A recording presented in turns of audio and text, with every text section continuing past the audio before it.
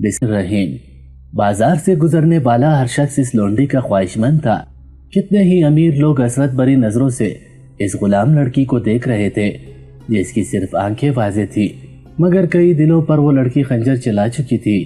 ایک امیر کبیر شخص وہاں پر رکا اور لڑکی کے مالک سے اس کی قیمت پوچھنے لگا۔ لفظ قیمت سن کر وہ لڑکی کام چکی تھی، مگر مالک کا کہنا تھا یہ لڑکی بہت انمول ہے، اسے خریدنے والا کوئی عام نہیں ہو سکتا۔ مدینہ منورہ کا بازار آج معمول سے ہٹ کر سجایا گیا تھا۔ وجہ یہ تھی کہ آج یہاں سلطان محترم خود تشریف لا رہے تھے۔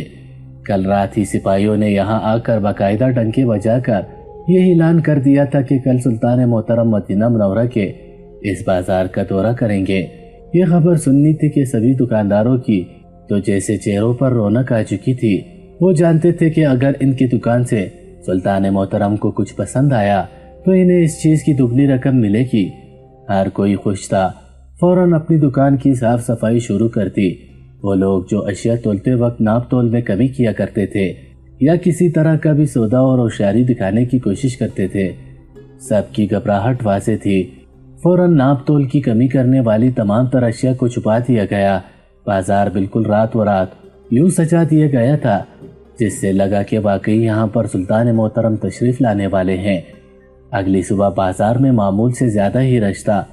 عام حالات میں اگر رش ہوتا تو کافی شور شرابہ مچ جایا کرتا تھا، لیکن آج ہر کوئی بڑی ہی دھیمی لہجے میں اور خوش اخلاق ہو کر بات کر رہا تھا، با ادب طریقے سے چلا جا رہا تھا، کیونکہ کبھی بھی سلطان محترم یہاں پر پہنچ سکتے تھے۔ تبھی بازار کے شروع میں سپاہیوں نے قطار در قطار دائیں بائیں آ کر کھڑا ہونا شروع کیا اور پھر بلند آواز میں کہا گیا کہ با ادب با ملاحظہ ہوشیار، سلطان محترم تشریف لا رہے ہیں۔ ہر کوئی اس طرف دیکھ رہا تھا کہ کس شان سے سلطان محترم یہاں پر تشریف لا رہے ہیں، مگر یہ سلطان محترم کی سادگی تھی کہ وہ سب کے ساتھ یوں ملتے کہ سامنے والے کو پتہ ہی نہ چلتا کہ وہ ایک بادشاہ اور کئی سلطنتوں کو فتح کرنے والے سلطان سے بات کر رہے ہیں یا پھر اپنے ہمراہ سے۔ سلطان محترم بازار میں چکر لگانے لگے، ہر کوئی ان کو سلام پیش کر رہا تھا اور وہ ہر ایک کے سلام کا جواب سر کو جنبش دے کر دے رہے تھے۔ سب نے اپنی دکانوں کو سنوار رکھا تھا۔ وہیں بازار کے بیچوں بیچ ایک شخص تھا جس کا نام ریا بن ابو خلیل تھا۔ وہ ایک جانب کو با ادب طریقے سے کھڑا تھا، اس کا کام لونڈیاں بیچنا تھا۔ اس کے پاس ایک قطار میں کئی لڑکیاں کھڑی تھی۔ جیسے جیسے مرد حضرات ان کے قریب سے گزرتے تو سب اپنی گویا ادائیں دکھانے لگتی۔ ایسا نہیں تھا کہ وہ کسی طرح کے بے باک سے لباس میں موجود تھی، مگر ہاں انہوں نے اپنے چہرے نہیں ڈھانک رکھے تھے، بال کھلے تھے اور یوں اپنے چہرے پر لالی لگائے وہ مردوں کو اپنی جانب کھینچ رہی تھی۔ شاید اس کا مقصد یہ تھا کہ جلد از جلد انہیں اس شخص سے خرید کر لے جایا جائے اور وہ اچھا کھا پی سکیں اور اچھا پہن اوڑھ سکیں۔ سلطان نے جب وہاں پر قدم رکھا تو وہ ساری غلام لڑکیاں سر جھکا کر کھڑی ہو گئیں۔ چہرے پر مسکراہٹ تھی اور ملمہ کاری تھی۔ صاف ظاہر تھا جیسے وہ دکھ رہی ہیں ویسے ہیں نہیں۔ ان 13 لڑکیوں میں ایک لڑکی بالکل کونے میں ایک جانب کو کھڑی تھی۔ سلطان کی آمد پر وہ بھی اٹھ کھڑی ہوئی۔ تعظیم جھک کر اس نے سلطان محترم کو سلام بھی پیش کیا، لیکن جس بات نے سلطان کو وہاں پر رکنے پر مجبور کر دیا تھا اور اس کی جانب متوجہ کیا تھا وہ یہ تھی کہ اس لڑکی نے حجاب کر رکھا تھا۔ اس نے اپنا چہرہ مکمل پردے میں رکھا ہوا تھا، صرف آنکھیں واضح تھی جو کہ حیا سے جھکی ہوئی تھی۔ سلطان محترم وہیں پر رکے اور پھر قدم با قدم چلتے ہوئے اس شخص کے قریب آ گئے۔ اس نے سر جھکا کر سلطان محترم کو سلام پیش کیا۔ سلطان نے ایک ایک قدم چلتے ہوئے وہاں پر موجود غلام لڑکیوں کو دیکھا اور پھر ایک لڑکی پر آ کر رکے جو کہ مکمل پردے میں موجود تھی۔ سلطان نے ایک نظر اس لڑکی پر ڈالی جو کہ بامشکل سلطان کے کندھے تک آ رہی تھی، دبلی پتلی سی مگر پردے میں۔ سلطان نے وہیں سے نظریں پلٹ کر اس شخص کو دیکھا، کہنے لگے اس لڑکی کی کیا قیمت لگاؤ گے؟ اس شخص نے جب یہ سنا تو اگلے ہی پل خاموش سا ہو گیا، پھر اس کے چہرے پر مسکراہٹ پھیلی، کہنے لگے کہ سلطان محترم آپ پر میری جان بھی قربان، کیا آپ یہ لڑکی خریدنا چاہتے ہیں؟ سلطان محترم اس سے کہنے لگے کہ اس لڑکی کی خصوصیات بتاؤ، کیا خواہش ہے اس کی؟ اتنا سننا تھا کہ وہ شخص آگے بڑھ کر سر جھکا کر کہنے لگا کہ سلطان، یہ لڑکی صوم و صلات کی پابند ہے، بہت نیک ہے، آج تک اس نے کسی نامحرم کو نظر اٹھا کر نہیں دیکھا، ہر وقت عبادت میں مشغول رہتی ہے، ساری رات اس کی عبادت میں کٹ جاتی ہے۔ سلطان جیسے جیسے اس کی نیک نامی سن رہے تھے وہ اس لڑکی سے متاثر ہو رہے تھے۔ کہاں یہ بازار کا مجمع اور کہاں وہ لڑکی جو خود کو وہاں پر بڑے ہی بے تکلف محسوس کر رہی تھی۔ سلطان نے اگلے پل اس شخص سے کہا کہ میں اس لڑکی کو خریدنا چاہتا ہوں۔ سلطان نے سوچ لیا تھا کہ وہ اس غلام لڑکی کو اس شخص سے خرید کر پھر ملکہ کی خدمت کے لیے مخصوص کر لیں گے۔ سلطان نے اپنے پاس کھڑے خاص سپاہی کو بلایا اور ایک پوٹلی میں موجود رقم آگے بڑھا دی۔ عام طور پر غلاموں کی قیمت ہوتی ہے وہ پیسے اس سے دگنے تھے، مگر جب سپاہی نے ان پیسوں کی پٹلی اس شخص کی جانب بڑھائی تو وہ متذبذب سا ہو گیا، کہنے لگا کہ سلطان، میں اس لڑکی کو قطع نہیں فروخت کروں گا، نماز روزے کی پابند ہے، بہت اچھی ہے، بھلا میں ان چند سکوں کے عوض اسے کیوں فروخت کر دوں؟ سلطان کے دل میں اس لڑکی کے لیے ایک ہمدردی سی آ چکی تھی، اسی لیے انہوں نے 5 گنا زیادہ رقم نکال کر اس شخص کے ہاتھ پر رکھ دی۔ اتنی زیادہ دینار دیکھ کر تو اس شخص کے منہ میں لالچ آنا ایک فطری سی بات تھی۔ فوراً پیچھے ہٹ کر بولا کہ سلطان، بے شک آپ جیسا بادشاہ ہر ایک کو نصیب ہوتا۔ سلطان آگے بڑھ چکے تھے، جبکہ وہ لڑکی جسے خریدا گیا تھا وہ کبھی نظر اٹھا کر اس شخص کو دیکھتی اور کبھی سلطان کو، مگر سپاہیوں کے کہنے پر وہ چپ چاپ ان کے ساتھ چل پڑی۔ سارا دن یہاں پر دورہ کرنے کے بعد سلطان محترم اپنے محل میں پہنچے تھے۔ وہ غلام لڑکی جسے آزاد کروا کر کنیز بنا لیا گیا تھا وہ ابھی تک یوں ہی پردے میں ملبوس تھی، نہ ہی کچھ بول رہی تھی نہ ہی کچھ کہہ رہی تھی۔ سلطان اپنے محل میں پہنچے تو سبھی سپاہی اپنے اپنے مقام پر جا کر کھڑے ہو چکے تھے۔ جن کو سلطان نے جانے کا اشارہ کیا تھا وہ اپنے اپنے آرامگاہ کی جانب چل دیے۔ رات کا وقت تھا۔ کنیز نے آس پاس نظر دوڑا کر دیکھا، سلطان بھی اپنے ہی دھیان میں آگے بڑھتے چلے جا رہے تھے۔ ملکہ پچھلے 2 دن سے ان کے انتظار میں تھی۔ سلطان محترم کمرے میں داخل ہوئے تو ملکہ کے چہرے پر ایک مسکراہٹ آئی تھی۔ سارا دن رایا کے معاملات سلجھانے کے بعد سلطان محترم ملکہ کے پاس بیٹھ کر سلطنت کے جو انور سر انجام دیے اور جن ترقیاتی کاموں کے بارے میں فیصلہ کیا وہ بتانے لگے۔ انہی باتوں میں 2 گھنٹے بیت چکے تھے جب سلطان کو اس کنیز کی یاد آئی۔ بجائے سپاہی کو بھیجنے کے وہ خود وہاں سے نکلے تھے، کیونکہ انہیں خیال آیا تھا کہ انہوں نے اس کنیز کو ابھی تک ملکہ سے ملوایا ہی نہیں تھا۔ جیسے ہی وہ محل کے دروازے تک آئے تو کیا دیکھتے ہیں کہ سامنے وہ کنیز دیوار سے ٹیک لگائے ایک جانب کو کھڑی ہر ایک چیز کو بڑے غور سے دیکھ رہی ہے۔ سلطان اس کے پاس گئے تو سلطان کو سامنے دیکھ کر وہ لڑکی ہڑبڑا سی گئی۔ اس کی آنکھوں میں نیند تھی مگر چہرہ بالکل ڈاک رکھا تھا۔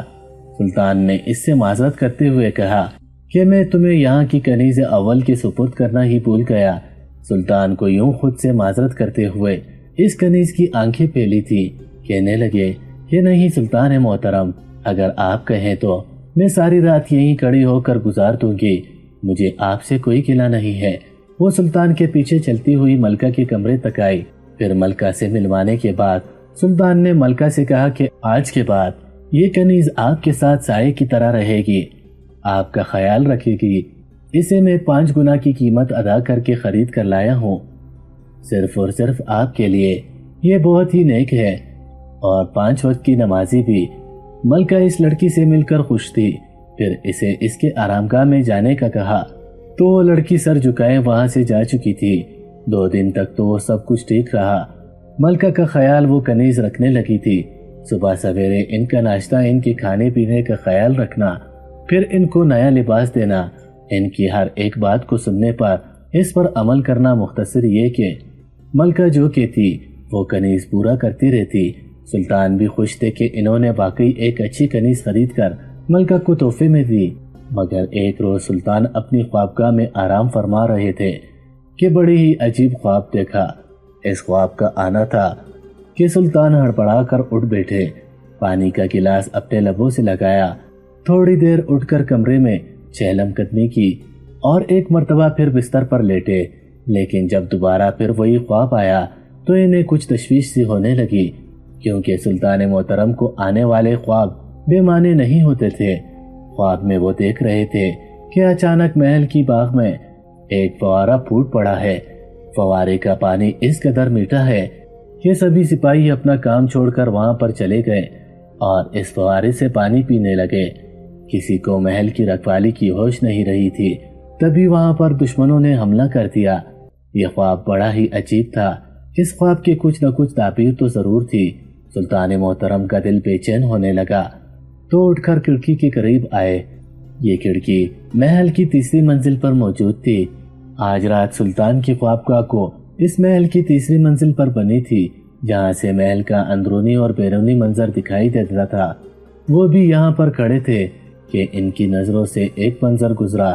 باہر کھڑے سپاہیوں کے پاس ایک کنیز کھڑی تھی۔ وہ کنیز کون تھی سلطان نہیں جانتے تھے، کیونکہ محل میں بیش باغ کنیزیں موجود تھیں۔ وہ کنیز کچھ دیر کھڑی سپاہی سے بات کرتی رہی اور پھر وہاں سے چلی گئی۔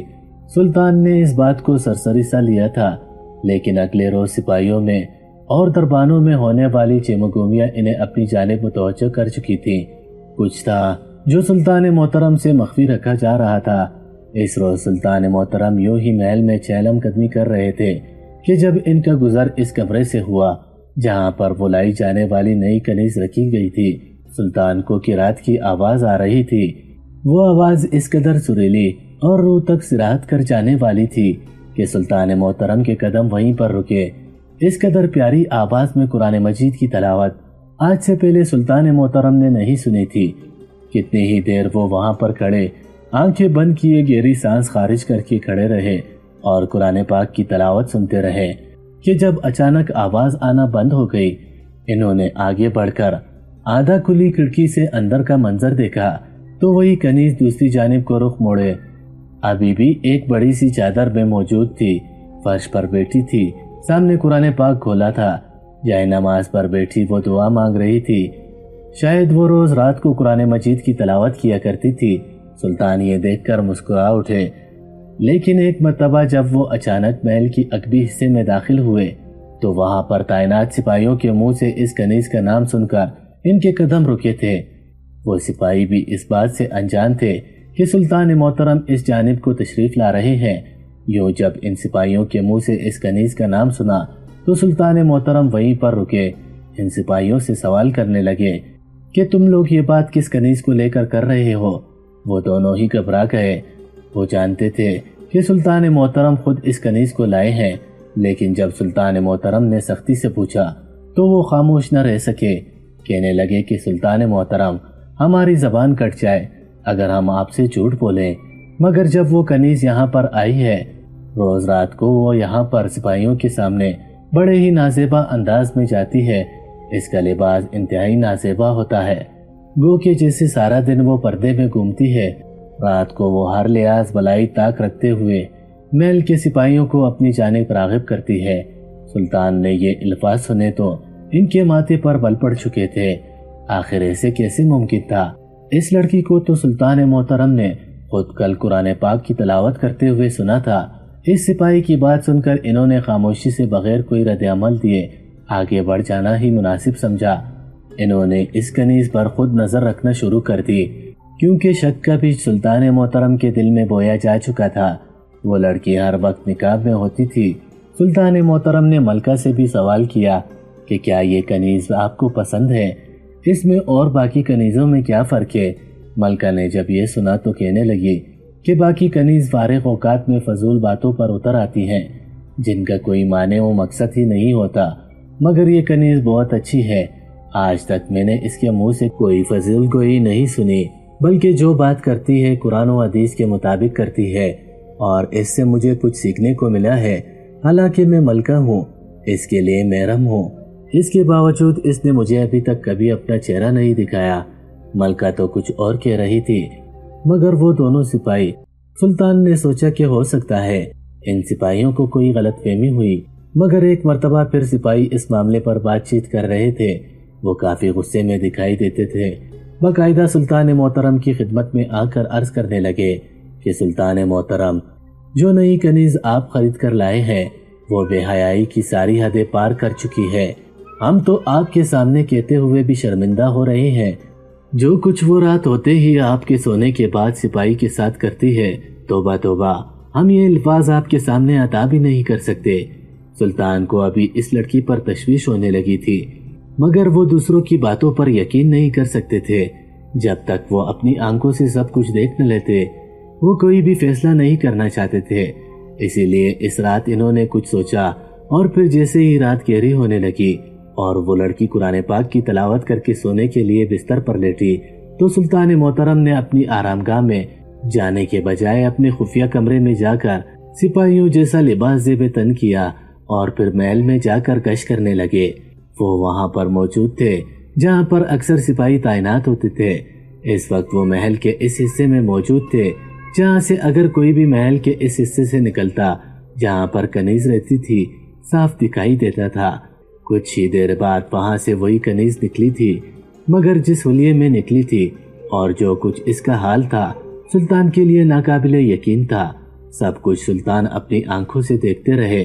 جیسے جیسے وہ منظر دیکھ رہے تھے ان کی آنکھوں میں غصہ اترنے لگا۔ جیسے ہی اگلی صبح ہوئی تو سلطان محترم نے ملکہ کو بھی بلایا۔ آج انہوں نے محل میں ہی ایک عدالت لگانی تھی جس کے قاضی وہ خود تھے۔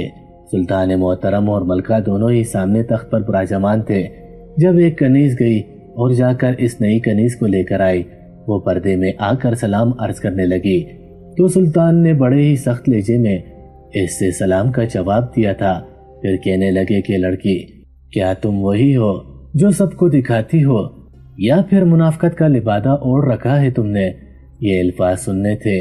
اس لڑکی کی نظریں پہلی مرتبہ سلطان محترم کی نظروں سے ٹکرائی تھی۔ کہنے لگی کہ سلطان محترم، میں آپ کی بات سمجھی نہیں، کیا کہنا چاہتے ہیں آپ؟ اس بار سلطان محترم اٹھ کھڑے ہوئے۔ ملکہ بھی کبھی سلطان محترم کا چہرہ دیکھتی ہے تو کبھی اس کنیز کا۔ وہ کنیز ڈر کر 2 قدم پیچھے ہٹی تھی۔ کہنے لگے کہ کل رات تم جس حلیے میں محل سے نکلی میں سب کچھ دیکھ چکا ہوں۔ اصل ماجرا کیا ہے؟ کیا تم دشمن کی طرف سے یہاں پر بھیجی گئی ہو، یا پھر صرف اور صرف منافقت کر رہی ہو تاکہ تمہیں ملکہ تک رسائی مل سکے؟ سلطان محترم کا لہجہ کافی سخت تھا۔ وہ کنیز کام چکی تھی، کتنی دیر تو کچھ بول نہ سکی۔ ایسے لگ رہا تھا کہ سلطان کے روب و داب کے آگے اس کے حلق میں کانٹے پھنس چکے تھے۔ کل رات سلطان محترم نے خود اس کنیز کو وہاں پر تعینات ایک سپاہی کے پاس جاتے ہوئے دیکھا تھا۔ حیرت کی بات یہ تھی کہ اس کنیز نے اپنے چہرے سے پردہ اٹھا رکھا تھا، بال کھول رکھے تھے۔ وہ چلتے ہوئے وہاں آئی جہاں پر وہ سپاہی کھڑا تھا، پھر بغیر کوئی لحاظ کیے اپنے ہاتھ اس سپاہی کے چہرے پر پھیرنے لگی۔ وہ سپاہی بھی ہر ایک چیز سے بے نیاز فوراً اس کنیز کے کندھے پر ہاتھ رکھ چکا تھا۔ اس کے بعد وہ اس کنیز کو وہاں سے پودوں کے پیچھے لے گیا۔ سلطان محترم کتنے ہی دیر کھڑے یہ منظر دیکھتے رہے تھے کہ پودوں کے پیچھے وہ دونوں موجود ہیں، لیکن اس کے بعد تو حد ہی ہو گئی۔ وہ کنیز اس سپاہی کے ساتھ محل کے عقبی حصے میں جانے لگی جہاں پر سپاہیوں کی آرام گاہ بنائی گئی تھی۔ وہاں جا کر وہ دروازہ بند کر چکے تھے، جبکہ باقی کھڑے سپاہی اس منظر کو دیکھ کر آپس میں سرگوشیاں کرنے لگے تھے۔ سلطان چلتے ہوئے اس کمرے تک بھی گئے۔ جو آوازیں انہیں سنائی تھی وہ گناہ کا منہ بولتا ثبوت تھی۔ سلطان نے جب یہ ساری منظر کشی تو وہ لڑکی بوکھلا چکی تھی۔ اگلے ہی پل سلطان کے قدموں میں گر کر ہاتھ جوڑ دیے کہنے لگی کہ سلطان محترم، کوئی بھی سخت فیصلہ کرنے سے پہلے میری بات مکمل سن لیجیے گا۔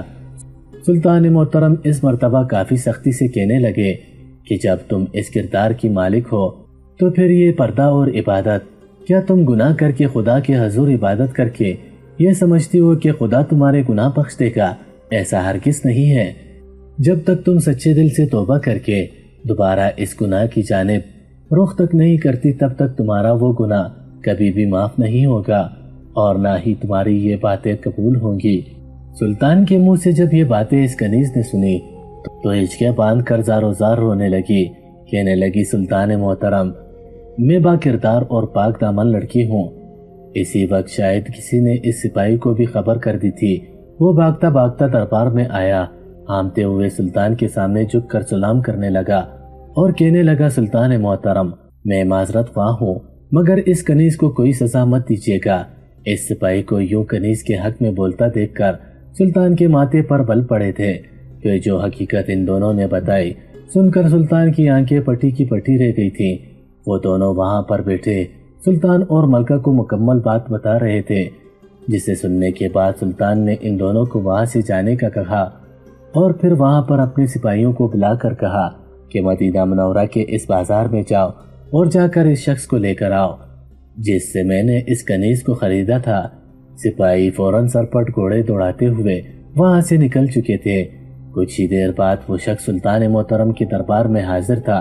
ہاتھ جوڑ کر سلطان کی بارگاہ میں آیا اور کہنے لگا کہ سلطان محترم، مجھ سے کون سی غلطی سرزد ہو گئی ہے جو آپ نے مجھے یہاں پر بلا لیا؟ کیا میری بیجی کنیز نے کوئی غلطی کر دی؟ اتنا سننا تھا کہ سلطان محترم نے ہاتھ کا اشارہ کیا۔ ایک جانب سے وہ کنیز اور سپاہی دونوں نکل کر سامنے آ چکے تھے۔ اس شخص نے جیسے ہی کنیز اور سپاہی کو دیکھا تو اس کا رنگ اڑ چکا تھا۔ ایک دم سے اس کی رنگت سفید پڑنے لگی تھی، گویا اس کی بہت بڑی چوری پکڑی جا چکی ہو۔ وہ گھبرا گیا، مگر سلطان نے گرجدار لہجے میں اس سے کہا کہ بتاؤ اس لڑکی کا تم سے کیا رشتہ ہے؟ کیا لگتے ہو تم اس لڑکی کے؟ اگر تمہارے الفاظ میں جھوٹ کی ذرا بھی آمیزش ہوئی تو یہاں پر میں تمہارا سر درد سے جدا کر دوں گا۔ وہ شخص کانپ اٹھا تھا، گھبراتے ہوئے کہنے لگا کہ سلطان محترم، ہمارے خاندان میں بیٹی کو اچھا نہیں سمجھا جاتا۔ نہ صرف بیٹی بلکہ بہن کے لیے بھی دل میں نفرت ڈالی جاتی تھی۔ میں ایک لوتا بیٹا تھا جس نے اپنے باپ کی نسل کو آگے بڑھایا، لیکن میرے 4 بہنیں تھیں۔ بچپن سے ہی میری دادی، میرے والد اور پھر وقت آنے پر میری والدہ سبھی میری بہنوں کو منوس کہا کرتے تھے۔ ان کی دیکھا دیکھی میں بھی ان کو منوس ہی سمجھنے لگا تھا۔ اس کی وجہ یہ بھی تھی کہ جب بڑی بہن کی شادی ہوئی تو اس کے شوہر کا تجارتی سامان ڈاکو لوٹ کر لے گئے اور اس کے شوہر کو بھی قتل کر دیا۔ وہ بیوہ ہو گئی۔ وہ بیوگی کا دبا لے کر واپس میکے آ گئی۔ اس کے بعد میری دوسری بہن کی شادی ہوئی۔ دوسری بہن کی شادی کو کئی سال گزر گئے مگر وہ اولاد ہی پیدا کر کے نہ دے سکی۔ یوں اس کے شوہر نے اسے تشدد کر کے گھر سے نکال دیا، خود دوسری شادی کر لی اور میری بہن کو تا عمر یہ کہہ کر میکے بھیج دیا کہ ہمیشہ تم میرے نام پر ہی بیٹھی رہو گی، یہی تمہاری سزا ہے۔ تیسری بہن غیر برادری کے لڑکے کو پسند کرتی تھی، اس سے شادی کرنا چاہتی تھی، مگر جب میرے دادا اور والد نے انکار کیا اور اس کی شادی اپنے خاندان میں کروانے لگے تو وہ اس قدر ہٹ درمی پر اتر آئی کہ اس نے اپنی جان لے لی۔ علاقے میں ہم بدنام ہو کر رہ چکے تھے۔ پہلے تو میری ماں اپنی بیٹیوں کی طرفدار تھی، لیکن ان واقعات کے بعد وہ بھی اپنی بیٹیوں کو منحوس کہنے لگی۔